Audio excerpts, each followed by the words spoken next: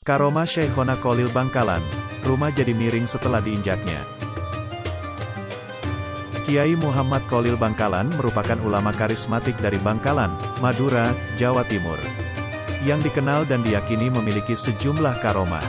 Kiai Kholil Bangkalan adalah putra dari Kiai Haji Abdul Latif. Syekhona Kholil Bangkalan merupakan ulama ternama Indonesia, yang lahir di Bangkalan, Madura, pada tanggal 7 Januari tahun 1820 silam. Saat kecil, Syekhona Kholil belajar dari para kiai dan pesantren di Pulau Jawa. Ia belajar dari Kiai Muhammad Nur, Kiai Harimastik asal pesantren Langitan, Tuban. Kemudian, Kiai Haji Kholil Bangkalan pindah ke beberapa pesantren hingga di usia 24 tahun. Ia juga belajar ke Mekah Madinah ke beberapa ulama seperti Syekh Nawawi Al-Bantani, Syekh Mustafa bin Ahmad Al-Afifi Al-Maki di Mekah dan sebagainya. Kemudian, beliau mendirikan pesantren dan banyak memiliki murid yang berasal dari sejumlah daerah di Indonesia. Bahkan, muridnya menjadi ulama ternama di Indonesia. Di antaranya Hadratus Syekh Kiai Haji Hashim Asy'ari dan Kiai Haji Wahab Wasbullah, tokoh ulama yang mendirikan Nahdlatul Ulama tahun 1926. Tak heran, dengan keilmuan dan kedekatannya dengan Allah, Syekhona Kholil memiliki banyak karomah yang sudah banyak didengar masyarakat Indonesia.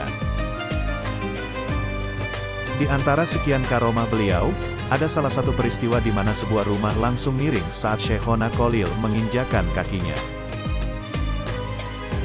Ceritanya, suatu hari Syekhona Kholil mendapat undangan di pelosok Bangkalan, Madura.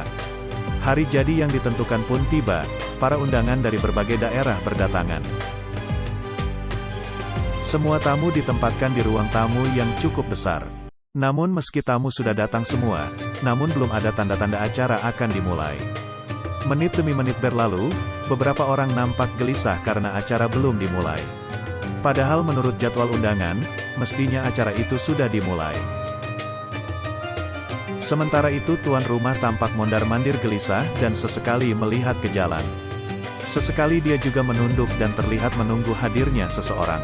Melihat acara belum dimulai, si Fulan yang hadir dalam undangan dan terkenal jagoan daerah itu tidak sabar lagi.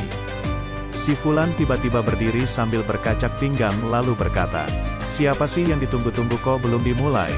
kata Fulan dengan nada tinggi.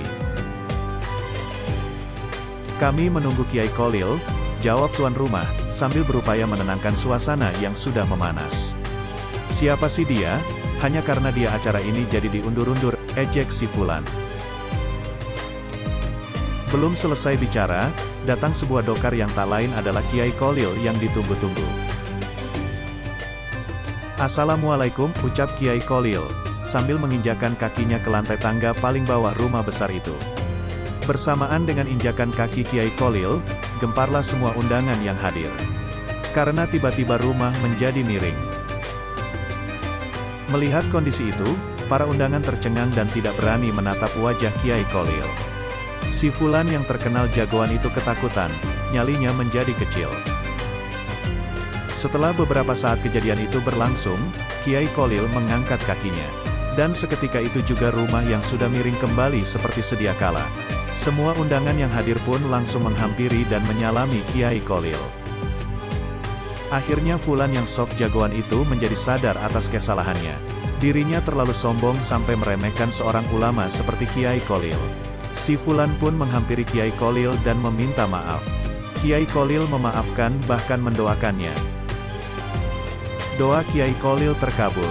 Fulan yang dulu seorang bromo corah ditakuti di daerah itu, menjadi seorang yang alim.